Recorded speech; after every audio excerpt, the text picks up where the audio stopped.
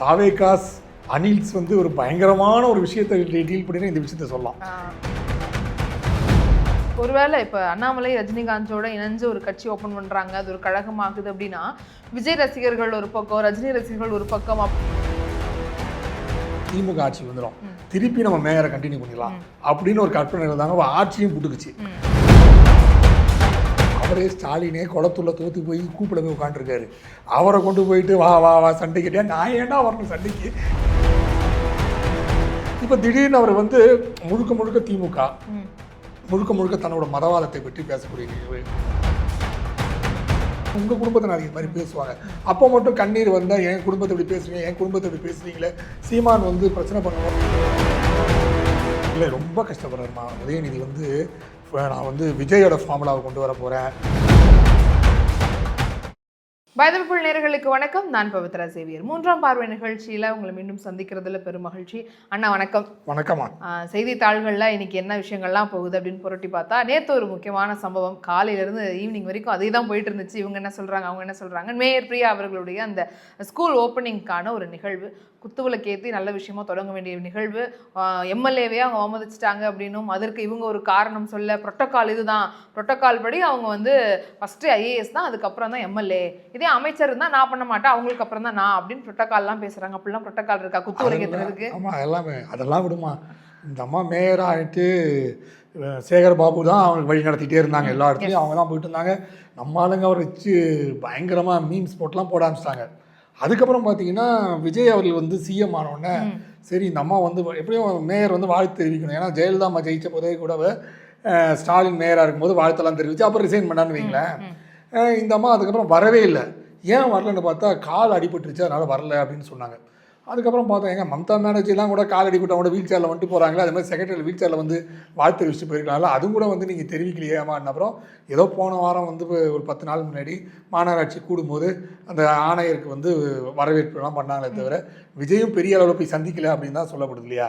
ஆனால் அவங்களால தாங்கிக்கவே முடியலையோ. ஏன்னா இப்போ திமுக தோத்துட்டாங்கிறத தாண்டி அவங்க மேயராக இருக்காங்க, அந்த பொறுப்பு அவங்களுக்கு இருக்காது. அவங்க எந்த அரசு வந்தாலும் அதை செய்யணும் அப்படிங்கிறது தான் அவங்க அதிகாரியாக அவங்க செய்ய வேண்டியது. ஆனால் அவங்க ஒரு கட்சி பேசிஸில் தான் இருந்திருக்காங்கன்றதை இன்னும் வெளிப்படுத்திட்டே இருக்காங்களே, இதையும் அக்செப்ட் பண்ணிட்டு அவங்க செயல்பாடுகளை செய்யணும், மக்கள் நலனுக்காக போகணும், அதெல்லாம் யோசிக்க மாட்டாங்களா? இதை வந்து வயிற்றுச்சல் தான், ஹவுஸ் ஸ்டமக் பனி தான், இது வேற ஒன்றுமே நம்ம சொல்ல முடியாது.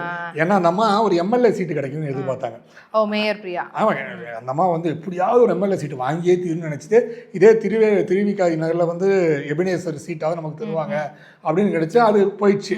அப்புறம் அந்த அம்மா நினச்சிட்டு சரி ஆட்சி போனாலும் திமுக ஆட்சி வந்துடும், திருப்பி நம்ம மேயரை கண்டினியூ பண்ணிடலாம் அப்படின்னு ஒரு கற்பனை இருந்தாங்க. ஆட்சியும் புட்டுக்குச்சு.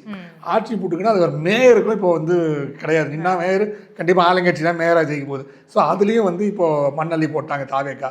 இப்போ என்ன பண்ணுறது, அடுத்தது ஒன்றுமே கிடையாது. இப்போ ஜனவரி மாதம் தேர்தல் வரப்போகுது, மாநகராட்சி தேர்தல் வரப்போகுது. அப்போ இந்த அம்மா கண்டிப்பாக வந்து ஜெயிக்குது. லோக்கல்லே ஜெயிக்குமா இல்லைன்னா அவ்வளவு வந்து பிரச்சனை.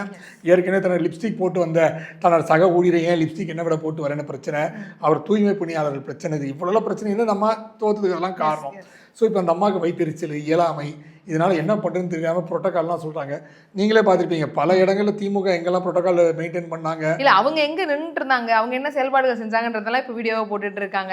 சேகர் பாபு இருந்தப்போ என்ன பண்ணாங்க, ஸ்டாலின் அவர்கள் இருந்தப்போ எங்கே போனாங்க, அந்த காரில் தொங்கிட்டு போன வீடியோவெல்லாம் போட்டு இதுதான் உங்கள் புரோட்டோகாலா, இதுதான் உங்களுக்கு கிடைச்ச மரியாதை, ஆனால் இங்கே ஏன் நீங்கள் இப்படி பண்ணுறீங்க அப்படின்னும். இன்னொன்று அவங்க இப்போ தான் குழந்தை பிறந்து ஒரு 7 நாள் தான் ஆகுது. இந்த ஃபங்க்ஷனுக்காக தான் அவங்க ஃபஸ்ட் டைம் வராங்க.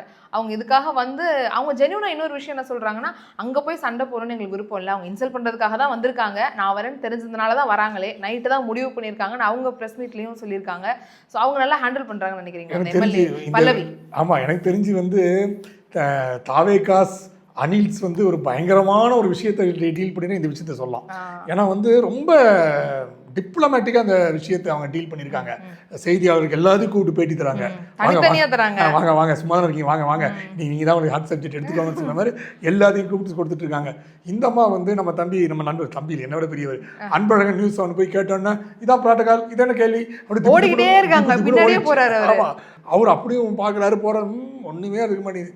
இதெல்லாம் விரக்தியின் உச்சகட்டம், நம்ம ஒன்றுமே பண்ண முடியாது, இயலாமை போன்ற விஷயங்கள். இதை திமுகவுக்கு இதெல்லாம் வந்து இவங்களாம் கொத்தூஸ் இல்லையா, அவங்க தான் முன்னாடி சொல்லிக்கணும் நாங்களாம் கொத்தூஸ் அப்படி கொத்தூஸ் நாங்கள் கொத்தூஸ்ன்னு சொல்லிட்டாங்க இல்லையா. ஸோ கொத்தூஸ் வந்து கொஞ்சம் மன உளைச்சல் இருக்காங்க கொத்தூஸ். இவங்க கூட பாருங்க, நாங்கள் ஜென்சி மாதிரி ஆரம்பிச்ச அப்புறம் அதுலேயும் உலக வச்சிருக்காங்க. ஸோ இவங்க வந்து இந்த மாதிரி ஈவெண்ட்லாம் வேணும்னே வாண்டடா பண்றாங்க. இப்ப விஜய் அவர்கள் வந்துட்டு எங்கள்ட்ட இளைஞர்கள் இருக்காங்க, எங்க படைகள் இருக்கு, ஜென்சி டிஎம்கே அப்படின்லாம் கொண்டு வராங்க. அதெல்லாம் பண்ணி ஏமாத்திர முடியுமா? இதுக்கப்புறம் எதுக்கு அதெல்லாம் பண்றாங்க?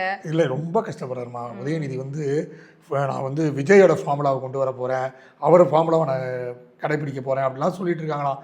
பட் அது வந்து எனக்கு தெரிஞ்ச ஒரு 10 வருஷத்துக்கு விஜய் ஃபார்முலா தான் ஓட போகுது.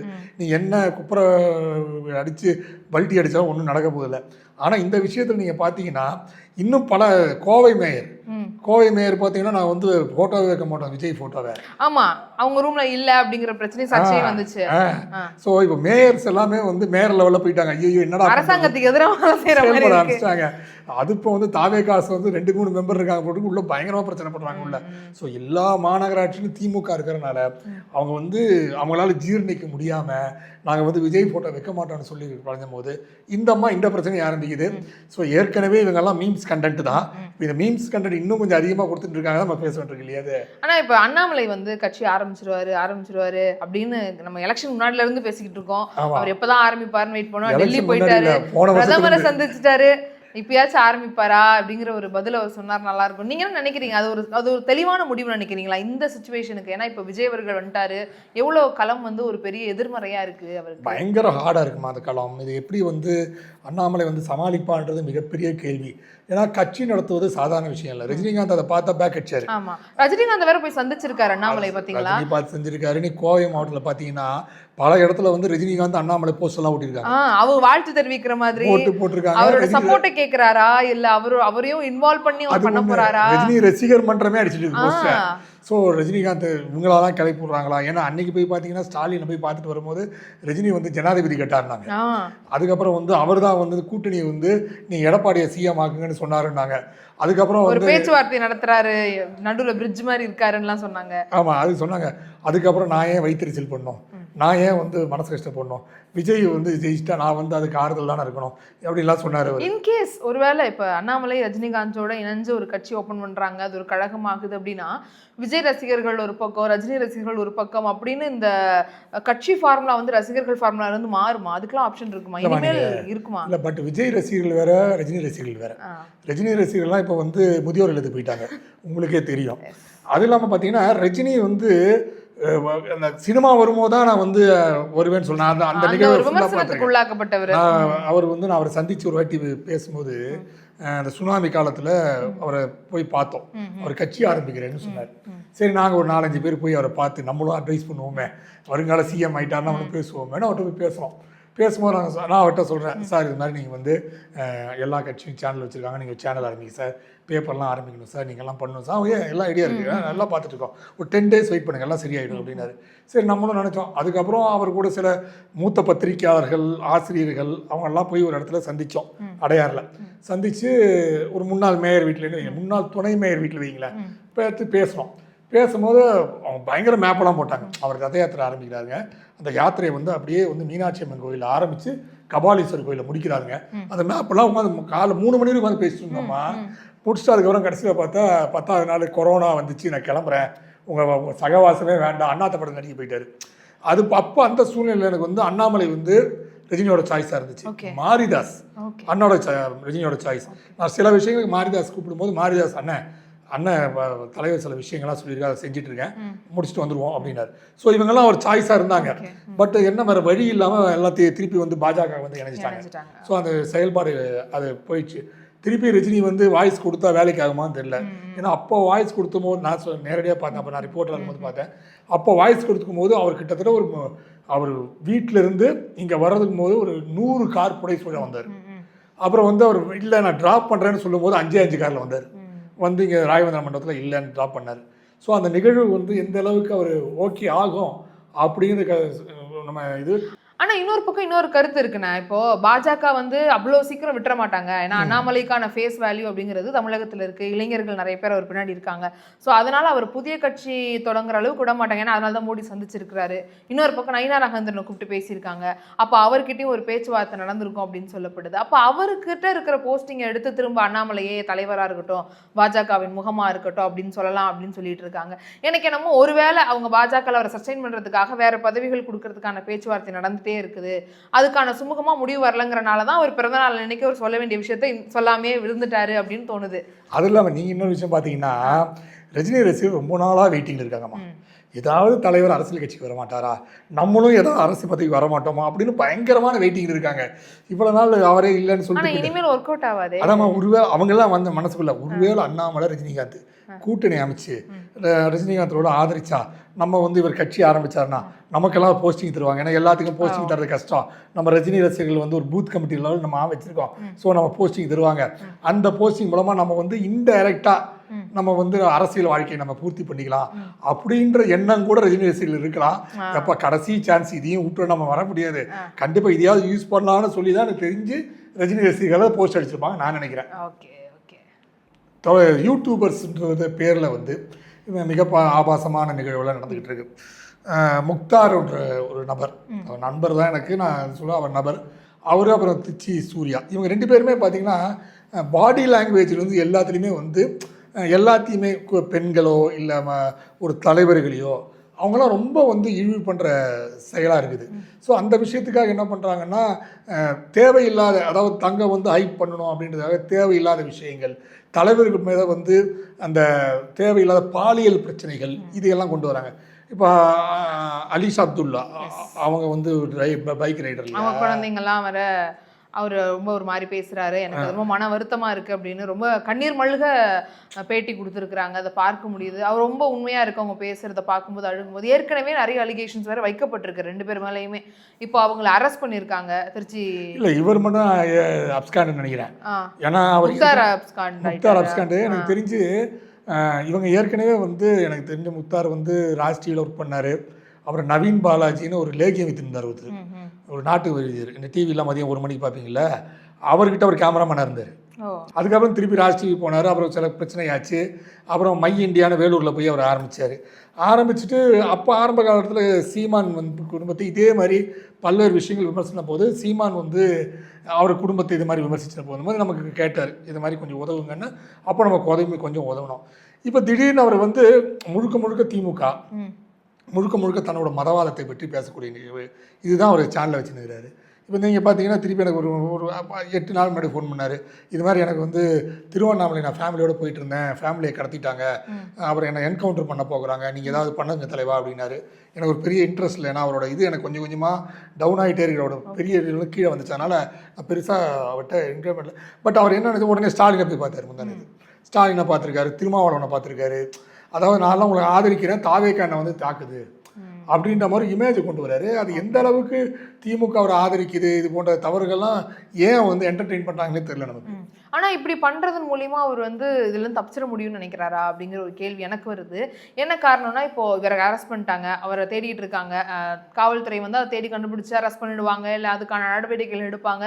இவங்களுமே ரொம்ப கான்ஃபிடென்ட்டாக அரெஸ்ட் பண்ணி கொடுத்துருக்காங்க அப்படின்னு சொல்லப்படுது. இப்போ விஜய் அவர்கள் வந்து இதில் ஒரு கவனம் செலுத்துவாரா? ஏன்னா அவர்கிட்ட தான் இருக்குது போலீஸ் டிபார்ட்மெண்ட். அதனால இதில் அவர் ஒரு நல்ல முடிவெடுத்து சக்ஸஸ்ஃபுல்லாக பண்ணி கொடுத்தாருன்னா நம்பகத்தன்மை அதிகமாகும். இன்னொன்று ஆப்வியஸாக ஆப்போசிட் பார்ட்டிங்க போது அவர் பண்ணியே ஆவாருங்கிறதும் இதுல இருக்கு. சீக்கிரமா இதுக்கு ஒரு நல்ல முடிவு வரும். இது யாரா இருந்தாலும் அவங்க தண்டிக்கப்படுவாங்க, தவறு செஞ்சவங்கன்றதுல எந்த ஒரு டவுட்டுமே கிடையாது. கண்டிப்பாமா. நீங்க பாத்தீங்கன்னு வைங்களேன், இது போன்ற இப்போ மாநில தலைவர் நயினா நாகேந்திரன் மேல இதே மாதிரி ஒரு விஷயத்தை குற்றம் சாட்டின 2 பேர் உட்காந்து பயங்கரமான ஒரு மிகவும் ஆபாசமான விஷயத்தெல்லாம் குற்றம் சாட்டி பேசுகிறார்கள். இது வந்து ஒரு பொது இடத்துல இது மாதிரி பேசுவது என்பது மிக தவறான விஷயம். ஏன்னா சோஷியல் மீடியாவே வந்து பொது இடம் தான், மக்கள் எல்லாமே வந்து பார்க்கக்கூடிய விஷயம். ஸோ ஏன் ஒரு குடும்பத்தை கொச்சையாக பேசணும்? உங்கள் குடும்பத்தை நாளைக்கு இது மாதிரி பேசுவாங்க, அப்போ மட்டும் கண்ணீர் வந்தால் என் குடும்பத்தை இப்படி பேசுறீங்க, என் குடும்பத்தை இப்படி பேசுகிறீங்களே, சீமான் வந்து பிரச்சனை பண்ணும்போது என் குடும்பத்தை பேசுறீங்க, என் குடும்பத்தை பேச மட்டும் உங்களுக்கு வலிக்குது. அதே மாதிரி நீங்கள் மற்ற குடும்பத்தை பேசும்போது அதே வழி தான் இருக்கும்.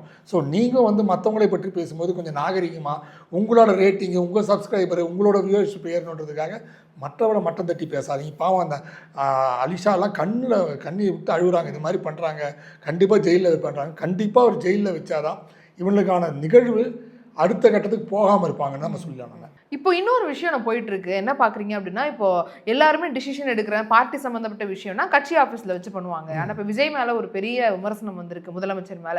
ஏன்னா அவர் செக்ரட்டரியேட்ல வச்சு ஒரு சில முடிவுகள் எடுக்கிறார், அதுவும் கட்சி சார்ந்த விஷயங்களுக்கான முடிவுகளை அங்க எடுக்கிறாரு.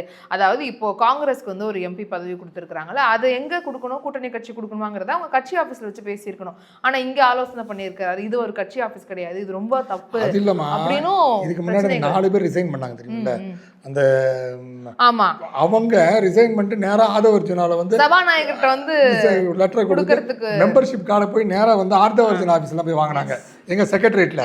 இது எவ்வளவு பெரிய அத கட்சி பனையூர்ல பண்ண வேண்டிய வேலை அது. ஆனா அவங்க வந்து அத இங்க பண்றாங்க. அதுக்கப்புறம் வந்து இவர் 3வது ஒருத்தர் ரிசைன் பண்ணார்ல, இசக்கி சுப்பையா, அவர் மட்டும் உஷாரா என்ன பண்ணிட்டாங்க, போய் பனையூர்ல போயிட்டு மெம்பர் ஆனார். ஏன்னா எல்லாரும் கதற ஏற்கனவே மீம்ஸ் எல்லாம் போட்டு கலாய்க்க ஆரம்பிச்சாங்க. இல்ல நினைச்சிருப்பாங்க ரொம்ப தூரம் போகணுமே, பக்கத்து ரூம்ல தான் இருக்குது, மெம்பர் ஆகிட்டாங்க, இங்கே எதுக்கு அவ்வளோ தூரம் பெட்ரோல் செலவு பண்ணிட்டு. ஒருவேளை மோடி சொன்னார் இல்லையா பெட்ரோல்லாம் சிக்கனப்படுத்துங்கன்ட்டு, அதனால பெட்ரோல் சிக்கனப்படுத்துனதாக பக்கத்து ரூம்லேயே வாங்கிப்போம் காடை, எதுக்கு அவ்வளோ தூரம் போய் வாங்கணும்னு சொல்லி நினச்சிருக்காங்க போல் இருக்கு. நேற்று பார்த்தீங்கன்னா கிரீஷ் ஷோடங்கர் வந்து 3-4 வாட்டி அவரை போய் சந்தித்து பேசியிருக்காரு. அது ஃபுல்லாக அங்கே உட்காந்துட்டு எப்படி ராஜ்யசபா எம்பி வாங்கணும் அப்படின்ற மாதிரி பேசிகிட்டு இருக்காங்க. அது கட்சி நிகழ்வே கிடையாதுமா. அது பார்த்தீங்கன்னா ஒரு சரி கட்சி நிகழ்வு தான், அது வந்து ஒரு அரசியல் நிகழ்வே கிடையாது. அரசியல் நிகழ்வு உட்காந்து இப்படி பேசிகிட்டு இருக்கீங்கன்னா அது எவ்வளவு தப்பு. அரசியலில் எப்படி நாடை முன்னேற்ற வேண்டும், சாலை பிரச்சனை எப்படி இருக்குது, மக்கள் பாதுகாப்பு எப்படி இருக்குது, பெண்கள் பாதுகாப்பு எப்படி தர வேண்டும், அம்மா உணவகத்தை எப்படி பண்ண போகிறீங்க, இபி வந்து ஊழல் நடந்திருக்கு அது எப்படி கண்டிக்க போகிறீங்க, டாஸ்மாகில் பிரச்சனை என்ன, இதெல்லாம் தான் பேசணுமே தவிர உட்காந்து உனக்கு எத்தனை ராஜ்யசபா, நான் என்ன ராஜ்யசபா, நீ யாருக்கு தரப்பு ராஜ்யசபா, எனக்கு யார் தரப்பு ராஜ்யசபா பேசுறது மிக தவறான விஷயம். இது நேற்று வானதி சீனிவாசன் போன்றவங்களாம் கூட அதை கண்டிச்சிருக்காங்க. ஸோ இப்போ ஏன்னா எனக்கு நீங்கள் புரிஞ்சுக்கிட்டீங்களா, அவங்க இன்னும் நீங்களாம் சொல்கிற மாதிரி அவங்க இன்னும் வந்து நம்ம சிஎம்னே இன்னொரு மனசு ஏறல. அல்ல அவரோட திருச்சி ஸ்பீச் பார்க்கும்போதே நமக்கு தெரிஞ்சது அவர் சிஎம்மா இருந்து பேசவே இல்லை, இன்னும் ஏதோ பிரச்சார மோட்லேயே தான் இருக்காரு அப்படிங்கிறது தான் நமக்கு தெரிஞ்சுது. ஆனால் இந்த விஷயமும் இல்லை, எல்லாமே அவங்க மேலே வைக்கிற குற்றங்கள் எல்லாத்தையுமே அவங்க ஏற்றுக்கிற மனப்பான்மையில் இல்லையோ, அதை ஏற்றுக்கிட்டு திரும்ப அதை சரி பண்ணணும் அப்படிங்கிற ஒரு நோக்கத்தில் எதையுமே அவங்க கொண்டு போகல. அவங்க அதை அக்செப்ட் பண்ண ரொம்ப கஷ்டப்படுறாங்க, அதுக்கு பதில் தான் கொடுக்குறாங்க. எது விமர்சனம் வச்சாலும் அதுக்கான பதிலை தான் அங்கே வந்து ஒரு பேச்சில் இப்போ கோட் ஷூட் தான் நாங்கள் போடுறோம் அப்படிங்கிறதெல்லாம் அவங்க கட்சியில் இருக்கக்கூடிய தொண்டர்கள் பதில் சொல்லிக்கலாம். அதுக்கு ஒரு முதலமைச்சர் வந்து பதில் சொல்லணும்னு அவசியம் இல்லைல்ல. அந்த இடத்துல வந்து விவசாயிகள் போராட்டம் பண்ணுறாங்க, மோடி அவர்களை சந்திச்சிருக்கோம், இதை பற்றி பேசியிருக்கோம், அணை விவகாரம் என்னாச்சு, கர்நாடகாவில் என்ன பண்ண போகிறாங்க, இதை பற்றியெல்லாம் தான் ஒரு முதலமைச்சர் பேசணும் அப்படின்னு தானே எதிர்பார்க்குறோம். ஆனால் அதெல்லாம் பேசாமல் திரும்பவும் திமுகவை எதிர்க்கிறதையே பிரதானமாக பண்ணிக்கிட்டு இருக்காரு அப்படிங்கிறது ஒர்க் அவுட் ஆகாது. ஒரு முதலமைச்சருக்கு பண்பு இல்லைன்னு நான் பார்க்குறேன். அவரே ஸ்டாலினே குளத்தூர்ல தோற்று போய் கூப்பிட போய் உட்காந்துருக்காரு. அவரை கொண்டு போயிட்டு வா வா வா சண்டைக்கிட்டே, நான் ஏன்னா வரணும் சண்டைக்கு, நான் தான் தோற்று போய் வீட்டில் உட்காந்துருக்கேனே, என் பையனை கூப்பிட்டாலாவது பிரச்சனை கிடையாது, என் பையனை கூப்பிட்டு நான் சண்டைக்குன்னா இவர் கூப்பிடவே மாட்டேங்கிறாரு. ஸ்டாலின் சார் அவரே ஸ்டாக்கர் பண்ணிருக்காரு. அவர் புரியவே இல்லையாப்பா, அவர் வந்து வீட்டில் போய் உட்காந்துட்டாருப்பா. இப்போ பணங்களை பார்த்தீங்கன்னா ஒரு செய்தி சொன்னாங்க, நம்ம துர்கா ஸ்டாலின் அவர்கள் எங்கேயோ கர்நாடகாவில் போயிட்டு சொன்னாங்களாம், ஜோசியர் சொன்னாங்களாம் சார் அந்த அம்மாட்ட, இது மாதிரி வந்து உங்கள் கணவர் வந்து அறநிலைத்துறை நிறைய தப்பு பண்ணிட்டாரு, கோயில் நிறைய வந்து இது பண்ணிட்டாரு, நீங்கள் பரிகாரத்துக்கு நீங்கள் போயிட்டு கர்நாடகா ஒரு கோயிலுக்கு போங்கன்னு சொல்லியிருக்காப்லையா. சரி, அவர் வழக்கமாக எடுப்பு வேலை பார்க்குற சேகர்பாபு தேடி இருக்காரு. சேகர்பாபு அந்த ஃபோனை எடுக்கிறதில்ல, சொம்பு எடுத்து அடிச்சிருந்து எடுக்கிறதில்ல அவர். அதுக்கப்புறம் பார்த்தா கர்நாடகாவில் எவனும் ரெஸ்பாண்டே பண்ணுறது, எல்லாம் காங்கிரஸ் ஆச்சு, எல்லாம் தாவேக்கா பக்கம் போயிடுச்சு. அந்த வீடியோ பார்த்தா எனக்கே கண்ணில் கண்ணீர் வந்துச்சுங்க.